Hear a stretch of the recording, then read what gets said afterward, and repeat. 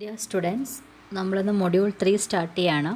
Module 3ൽ വരുന്ന important topics ആണ് sub routines and control abstraction, static and dynamic links, calling sequences, parameter passing, generic sub routines and modules, exception handling and co routines. Okay, first of all, what is abstraction? അപ്പം നിങ്ങൾ already ജാവയിലും ഒക്കെ പഠിച്ചിട്ടുള്ള ഒരു ടോപ്പിക്കാണ് abstraction. എന്താ abstract? ഇപ്പം നിങ്ങൾ തന്നെ സെമിനാറിൻ്റെ അബ്സ്ട്രാക്റ്റ് ഇപ്പോൾ വെച്ചിട്ടുണ്ട് അല്ലേ? അപ്പോൾ അബ്സ്ട്രാക്റ്റ് എന്ന് വെച്ചാൽ എന്താ, അതിൻ്റെ ഒരു ലഘുവായ ഒരു ഫോം അല്ലേ? അപ്പോൾ അബ്സ്ട്രാക്ഷൻ എന്ന് വെച്ചാൽ it's A act of representing essential features without including the background details or explanation അല്ലേ? അതായത് നമ്മളൊരു പ്രോഗ്രാം ചെയ്യുന്ന സമയത്ത് യൂസറിന് ആവശ്യമുള്ള ഫീച്ചേഴ്സ് മാത്രം, എസെൻഷ്യൽ ആയിട്ടുള്ള ഫീച്ചേഴ്സ് മാത്രം റെപ്രസെൻറ്റ് ചെയ്യുക and excluding the internal information. Okay, four example നമ്മൾ പ്രോഗ്രാമിൽ ഇപ്പോൾ വേരിയബിൾസ് ഡിക്ലെയർ ചെയ്യുന്നുണ്ട്. അപ്പോൾ യൂസറിനെ സംബന്ധിച്ച് അതിൻ്റെ ഒരു യൂസർ വ്യൂവേ കാണത്തുള്ളൂ. അതിൻ്റെ സ്റ്റോറേജ് ഡീറ്റെയിൽസ്, അതിൻ്റെ മാനേജ്മെൻറ്റ് ഡീറ്റെയിൽസ്, അതിൻ്റെ ബാക്ക്ഗ്രൗണ്ട് ഡീറ്റെയിൽസ് ഒന്നും ഡയറക്റ്റ്ലി പ്രോഗ്രാമർ അല്ലെങ്കിൽ യൂസറിന് ഡയറക്റ്റ്ലി നോൺ ചെയ്യേണ്ട ആവശ്യം ഇല്ല. ഓക്കെ, അപ്പം അങ്ങനെ എസെൻഷ്യലായിട്ടുള്ള ഫീച്ചേഴ്സ് മാത്രം റെപ്രസെൻറ്റ് ചെയ്യുന്നു. And by hiding or excluding the internal information, ആ പ്രോസസ്സിന് അല്ലെങ്കിൽ ആ മെക്കാനിസത്തിന് പറയുന്ന പേരാണെന്ത്? അബ്സ്ട്രാക്ഷൻ എന്ന് പറയുന്നത്. Abstraction as a process by which the programmer can associate a name with a potentially complicated program fragment which can then be thought of in terms of its purpose or function. അതായത് ഇപ്പോൾ ഒരു complicated ആയിട്ടുള്ള ഒരു programme fragment ഉണ്ട് എങ്കിൽ അതിന് വേറൊരു പേര് കൊടുക്കാം, അല്ല എങ്കിൽ അതിനെ വേറൊരു ഫംഗ്ഷൻ അതൊന്ന് കോൾ ചെയ്യാം. ഇങ്ങനെയൊക്കെ നമുക്ക് എന്ത് ചെയ്യാൻ പറ്റും? അബ്സ്ട്രാക്ഷൻസ് പെർഫോം ചെയ്യാനായിട്ട് പറ്റും. മെയിൻലി 2 ടൈപ്പ് ഓഫ് അബ്സ്ട്രാക്ഷൻസ് ആണുള്ളത്.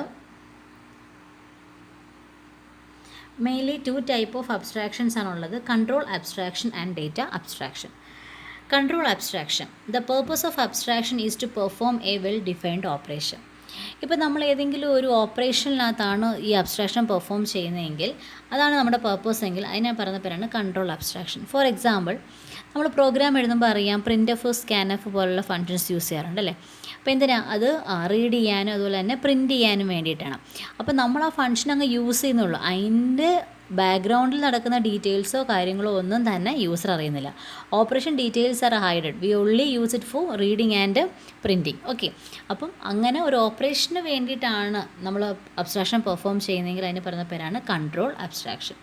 Then data abstraction means the purpose of the abstraction is to represent some information. For example, int a is equal to 5 എന്ന് കൊടുത്തു. അപ്പോൾ 5 എന്ന് പറയുന്ന വാല്യൂവിനെ എയിലേക്ക് സ്റ്റോർ ചെയ്യുന്നു. ഓക്കെ, അല്ലാതെ അതിൻ്റെ സ്റ്റോറേജ് ഡീറ്റെയിൽസോ അത് എങ്ങനെയാണ് സ്റ്റോർ ചെയ്യുന്നത് അങ്ങനെയുള്ള കാര്യത്തെപ്പറ്റിയൊന്നും യൂസറിന് ബോധേഡ് ആവേണ്ട ആവശ്യം ഇല്ല. അതെല്ലാം ആരായിരിക്കും നോക്കുന്നത്? കമ്പൈലർ അല്ലെങ്കിൽ ഓപ്പറേറ്റിംഗ് സിസ്റ്റംസ് ആയിരിക്കും അതെല്ലാം ചെയ്യുന്നത്. ഇപ്പോൾ ഇൻറ്റ് എ ഈസ് ഈക്വൽ ടു 5 എന്ന് പറയുമ്പോൾ 5 എന്ന് പറയുന്ന വാല്യൂവിനെ എയുടെ അഡ്രസ്സിലേക്ക് സ്റ്റോർ ചെയ്യുന്നുണ്ട്. അല്ലാതെ അതിൻ്റെ സ്റ്റോറേജ് ഡീറ്റെയിൽസോ അതിൻ്റെ എങ്ങനെയാണത് സ്റ്റോർ ചെയ്യുന്ന ഡീറ്റെയിൽസും കാര്യങ്ങളും ഒന്നും യൂസർ അറിയുന്നില്ല. അപ്പം 2 ടൈപ്പ് അബ്സ്ട്രാക്ഷൻ ആണുള്ളത്, control and data abstraction. Then subroutines. Subroutines are the principal mechanism for control abstraction in most programming languages. ഒട്ടുമിക്ക പ്രോഗ്രാമിംഗ് ലാംഗ്വേജിലും കൺട്രോൾ അബ്സ്ട്രാക്ഷൻ ഇംപ്ലിമെൻറ്റ് ചെയ്യാൻ വേണ്ടി നമ്മൾ ഉപയോഗിക്കുന്ന മെക്കാനിസത്തിന് പറയുന്ന പേരാണെന്ത്? സബ് റൂട്ടീൻ എന്ന് പറയുന്നത്. Subprograms are the fundamental building blocks of program and therefore among the most important concept in programming language design. അപ്പം പ്രോഗ്രാമിനെ സംബന്ധിച്ച് അതിൻ്റെ ഫണ്ടമെൻ്റൽ ഒരു ബിൽഡിംഗ് ബ്ലോക്കാണ് എന്ത്? സബ് പ്രോഗ്രാം എന്ന് പറയുന്നത്. അതുപോലെ തന്നെ പ്രോഗ്രാമിംഗ് ലാംഗ്വേജ് ഡിസൈനിലെ മോസ്റ്റ് ഇമ്പോർട്ടൻറ്റ് കോൺസെപ്റ്റും കൂടാണ് എന്ത്? സബ് പ്രോഗ്രാംസ് അല്ലെങ്കിൽ സബ് റൂട്ടീൻ എന്ന് പറയുന്നത്. The reuse result in several different kinds of savings including memory, space and coding time. ഇപ്പോൾ സബ് റൂട്ടീൻസിൻ്റെ ഗുണം എന്താണെന്ന് വെച്ചിട്ടുണ്ടെങ്കിൽ മെമ്മറിയും അതുപോലെ തന്നെ കോഡിംഗ് ടൈമും ഒക്കെ നമുക്ക് ഒരുപാട് കുറച്ച് വേണ്ടി വരത്തുള്ളൂ. ഓക്കെ, അപ്പോൾ എന്താണ് നമുക്ക് സാധാരണ അറിയാം, നമുക്ക് വലിയ പ്രോഗ്രാംസ് ഒക്കെ ആണെങ്കിൽ നമ്മളതിനെ ഡിഫറെൻറ്റ് പോർഷൻസ് ആക്കി മാറ്റും അല്ലേ? അപ്പോൾ നമുക്ക് എന്ത് ചെയ്യാൻ പറ്റും? ഈ program can be divided into different portions. അപ്പോൾ അതിന് വേണ്ടി നമ്മൾ ഉപയോഗിക്കുന്ന ബേസിക് ബിൽഡിംഗ് ബ്ലോക്സിനെയാണ് നമ്മൾ എന്ന് പറയുന്നത് സബ് പ്രോഗ്രാം അല്ലെങ്കിൽ സബ് റൂട്ടീൻസ് എന്ന് പറയുന്നത്. ഫോർ എക്സാമ്പിൾ, നമ്മളിപ്പോൾ ഒരു ഫംഗ്ഷൻ ഡിക്ലെയർ ചെയ്തിട്ട് നമ്മളത് കോൾ ചെയ്യുന്നു. അപ്പോൾ അങ്ങനെ കോൾ ചെയ്യുന്നതിന് പകരം ഒരു ഓപ്പറേഷൻ പെർഫോം ചെയ്യുന്ന ഒരു പ്രോഗ്രാം അല്ലെങ്കിൽ ഒരു പാർട്ടിനെയാണ് നമ്മൾ എന്തെന്ന് പറയുന്നത്? ഈ സബ് റൂട്ടീൻസ് എന്ന് പറയുന്നത്. Okay, a subroutine performs its operation on behalf of a caller who waits for the subroutine to finish before continuing execution. Most subroutines are parameterized. The caller passes arguments that influence subroutine's behavior or provide it with data on which to operate. Four example, ഇപ്പോൾ നമ്മൾ മെയിനകത്താണ് നമ്മൾ function call ചെയ്യുന്നതെങ്കിൽ ആ main പകരമായി ഒരു operation ചെയ്യുന്ന ഒരു function അല്ലെങ്കിൽ പ്രോഗ്രാം യൂണിറ്റ് അതിനാണ് സബ്റൂട്ടീൻ എന്ന് പറയുന്നത്. ഇനി ഈ മെയിൻ ഫംഗ്ഷൻ അപ്പോൾ എന്ത് ചെയ്യും, ഈ സബ്റൂട്ടീൻ എക്സിക്യൂട്ട് ചെയ്ത് കംപ്ലീറ്റ് ചെയ്യുന്നവരെയും എന്ത് ചെയ്യും, വെയിറ്റ് ചെയ്യും. ഓക്കെ, അപ്പോൾ സബ്റൂട്ടീൻ എപ്പോഴും എങ്ങനെ ആയിരിക്കും, അതായത് സബ്റൂട്ടീൻ എപ്പോഴായിരിക്കും പെർഫോം ചെയ്യുന്നത്, അതിന് എപ്പോഴെങ്കിലും ഒരു ഫംഗ്ഷൻ ചെയ്യുന്നതുകൊണ്ടൊരു സബ്റൂട്ടീനെ കോൾ ചെയ്യുമ്പോഴായിരിക്കും എന്ത് ചെയ്യുന്നത്, ആ സബ്റൂട്ടിൻ്റെ ഓപ്പറേഷൻസ് പെർഫോം ചെയ്യുന്നത്. അപ്പോൾ ആരാണോ എവിടെ നിന്നാണോ വിളിച്ചത് അതെന്ത് ചെയ്യും, അത് ആ സബ്റൂട്ടിനെ വിളിച്ചെങ്കിൽ ആ കൺട്രോളർ സബ്റൂട്ടിലോട്ട് പോയി അത് എക്സിക്യൂട്ട് ചെയ്യുന്നവരെ ആ ഫംഗ്ഷൻ അവിടെ വെയിറ്റ് ചെയ്യും. അതാണ് ഇവിടെ പറഞ്ഞേക്കുന്നത്. A subroutine perform is operation on behalf of a caller. ആ ഫംഗ്ഷനെ കോൾ ചെയ്യുമ്പോഴാണ് ആ സബ്റൂട്ടീൻ എക്സിക്യൂട്ട് ചെയ്യുന്നത്. And the caller must wait for the subroutine to finish before continue execution. ആ ഒരു സബ്റൂട്ടീൻ എക്സിക്യൂട്ട് ചെയ്ത് കംപ്ലീറ്റ് ചെയ്യുന്നവരെ എന്ത് ചെയ്യും, അത് വെയിറ്റ് ചെയ്യും. ഓക്കെ, ഇനി ഒരുതപ്പെട്ട എല്ലാ സബ്റൂട്ടീൻസും എന്താണ്, പാരാമീറ്ററൈസ്ഡ് ആണ്. പാരാമീറ്റേഴ്സ് എന്ന് വെച്ചാൽ നിങ്ങൾക്ക് അറിയാമായിരിക്കും, നിങ്ങൾ പഠിച്ചിട്ടുണ്ട്, സിയിലൊക്കെ പഠിച്ചപ്പോൾ അറിയാം. ഫോർ എക്സാമ്പിൾ നമ്മളിപ്പോൾ ഒരു ഫംഗ്ഷൻ എഴുതുക, ഇൻറ്റ് ആഡ് ബ്രാക്കറ്റിനകത്ത് ഇൻറ്റ് എ കൊമ ഇൻറ്റ് ബി അല്ലേ. അപ്പം അവിടെ നമ്മൾ പാരാമീറ്റേഴ്സ് ഏതൊക്കെയാണ് കൊടുത്തേക്കുന്നത്, എയും ബിയും ആണ് നമ്മുടെ പാരാമീറ്റേഴ്സ്. എൻ്റെ ഡേറ്റ ടൈപ്പ് ഇൻ്റ് ആണ്. അങ്ങനെ ഇപ്പോൾ ഒട്ടുമിക്ക സബ്റൂട്ടീൻസും എന്താണ്, പാരാമീറ്ററൈസ്ഡ് ആണ്. അപ്പോൾ നമ്മൾ പാരാമീറ്റേഴ്സ് കൊടുത്തിട്ടായിരിക്കും ചെയ്യുന്നത്. അപ്പോൾ നമുക്ക് അറിയാൻ പറ്റും എത്ര പാരാമീറ്റർ പോകുന്നുണ്ട്, ഏതാണ് അതിൻ്റെ ടൈപ്പ് എന്നുള്ള കാര്യങ്ങളൊക്കെ അറിയാൻ പറ്റും. അപ്പോൾ ഒട്ടുമിക്ക സബ്റൂട്ടീൻസ് എന്താണ്, പാരാമീറ്ററൈസ്ഡ് ആണ്. ഇനി ജനറൽ സബ്റൂട്ടീൻ ക്യാരക്ടറിസ്റ്റിക്സ്. സബ്റൂട്ടീൻസിന് പൊതുവായിട്ട് ഉള്ള ജനറലായിട്ടുള്ള ക്യാരക്ടറിസ്റ്റിക്സ് എന്താണെന്ന് വെച്ചാൽ, ഈ subroutine has A single entry point. ഒരു സബ്റൂട്ടീന് സിംഗിൾ എൻട്രി പോയിൻറ്റേ കാണത്തുള്ളൂ. ഓക്കെ, അതായത് ഒരു സബ്റൂട്ടീന് സിംഗിൾ എൻട്രി പോയിൻറ്റേ കാണത്തുള്ളൂ. അതായത് നമ്മളൊരു പ്രോഗ്രാം എഴുതുന്നു, ആ പ്രോഗ്രാമിൽ എവിടെ നിന്നുകൊണ്ട് ഒരു സബ്റൂട്ടീനെ കോൾ ചെയ്യുന്നു, അത് എക്സിക്യൂട്ട് ചെയ്യുന്നു. അപ്പം അത് കോൾ ചെയ്യുന്നത് ഒരിടത്ത് നിന്നുകൊണ്ടായിരിക്കും. അപ്പോൾ ഒരു സിംഗിൾ എൻട്രി പോയിൻറ്റേ കാണത്തുള്ളൂ.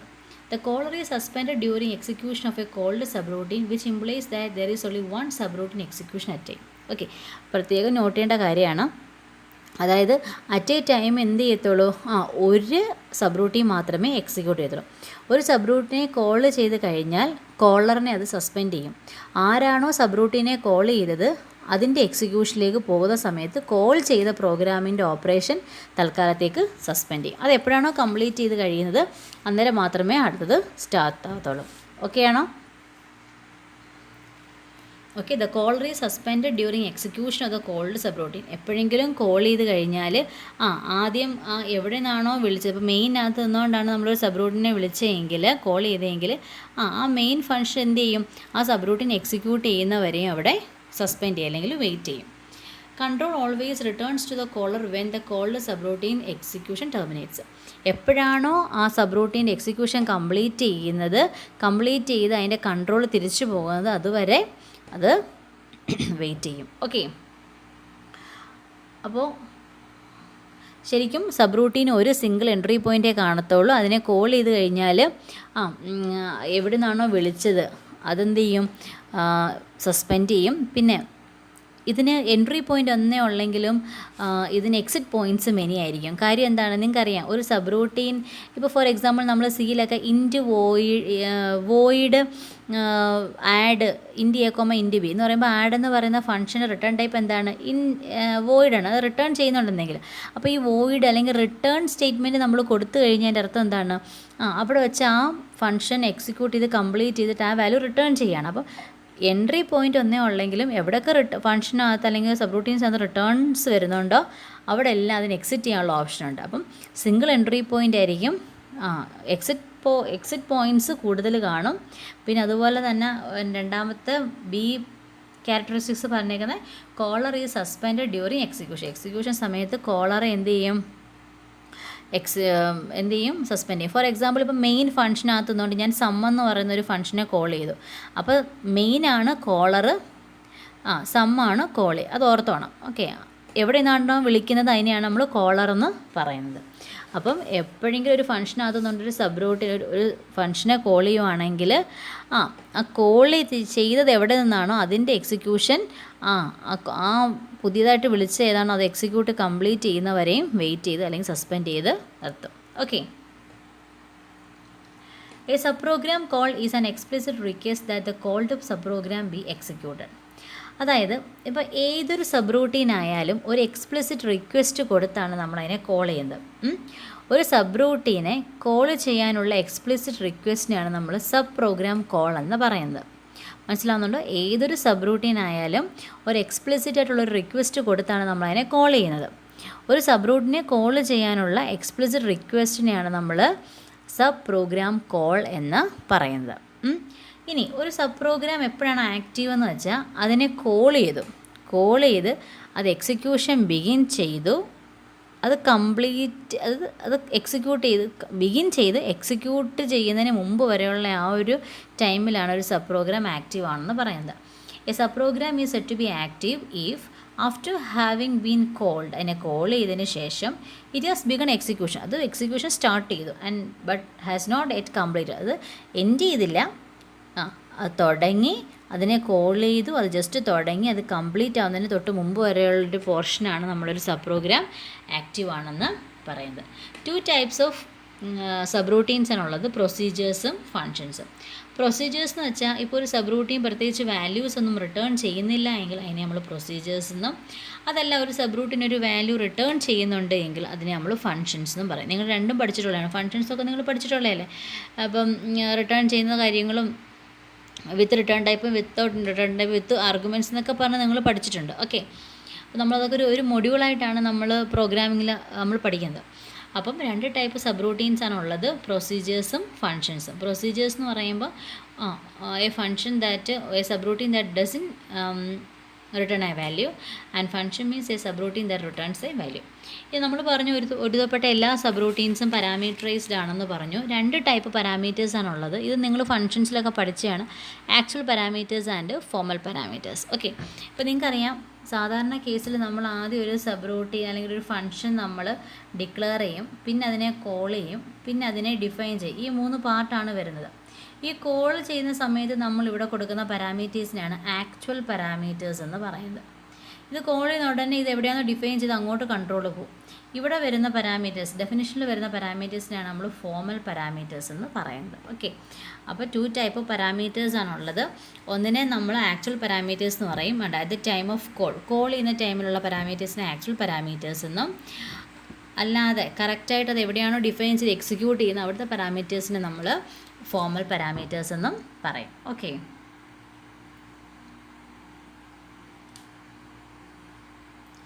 Most language require subroutine to be declare before they are use. ഒരുവിധപ്പെട്ട എല്ലാ പ്രോഗ്രാമിംഗ് ലാംഗ്വേജിലും ഒരു സബ് റൂട്ടീൻ നമ്മൾ യൂസ് ചെയ്യുന്നതിന് മുമ്പായിട്ട് അത് ഡിക്ലെയർ ചെയ്യണം എന്നാണ്.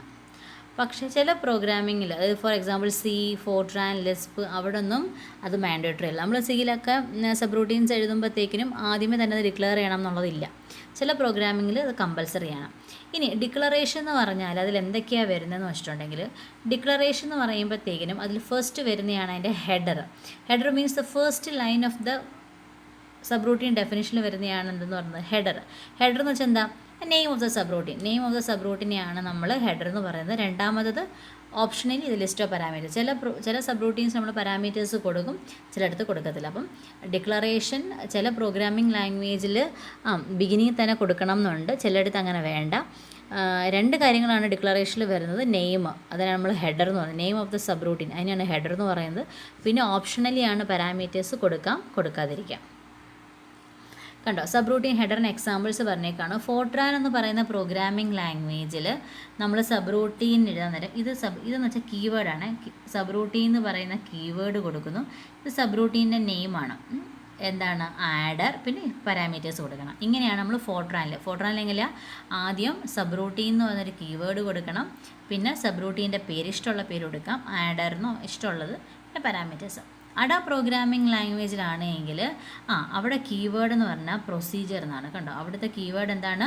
പ്രൊസീജിയർ എന്നാണ്. മറ്റേടുത്ത് കണ്ടോ, ഫോർട്രാനിൽ സബ് റൂട്ടീൻ ആയിരുന്നു, അടയിൽ പ്രൊസീജിയർ എന്നാണ്. അവിടെ ആഡർ, പാരാമീറ്റേഴ്സ്. കണ്ടോ, സി പോലുള്ള പ്രോഗ്രാമിംഗ് ലാംഗ്വേജിലാണെങ്കിൽ അവിടെ റിട്ടേൺ ടൈപ്പ് കൊടുക്കാം, വോയിഡ് എന്നോ, അല്ലെങ്കിൽ വെച്ചാൽ അവിടെ ഒന്നും ഇല്ല എന്നുള്ളത്, റിട്ടേൺ ചെയ്യുന്നില്ല എന്നുള്ളത്, ഇൻറ്റ് എന്നോ എന്ത് വേണമെങ്കിലും കൊടുക്കാം. പിന്നെ പഴയ പോലെ തന്നെ കണ്ടോ, ആഡർ എന്നുള്ള സബ് റൂട്ടീൻ്റെ പേര്, പിന്നെ പാരാമീറ്റേഴ്സ്. ഇതെന്താണ്? ഈ വോയിഡ് എന്ന് വെച്ചാൽ എന്താണ്? Return type. ഓക്കെ, ഇതൊന്ന് ഓർത്ത് വെച്ചേക്കണം. Function declarations are common in C and C++ programs where they are called prototype. സിയിലും C++ലും ഒക്കെ ഫംഗ്ഷനെ ഡിക്ലെയർ ചെയ്യുന്നത് കോമൺ ആയിട്ടാണ്. അതിന് നമ്മൾ പ്രോട്ടോടൈപ്പ്, ഫംഗ്ഷൻ പ്രോട്ടോടൈപ്പ് അല്ലെങ്കിൽ ഫംഗ്ഷൻ ഡിക്ലറേഷൻ രണ്ടും ഒരേ പേര് തന്നെയാണ് കേട്ടോ.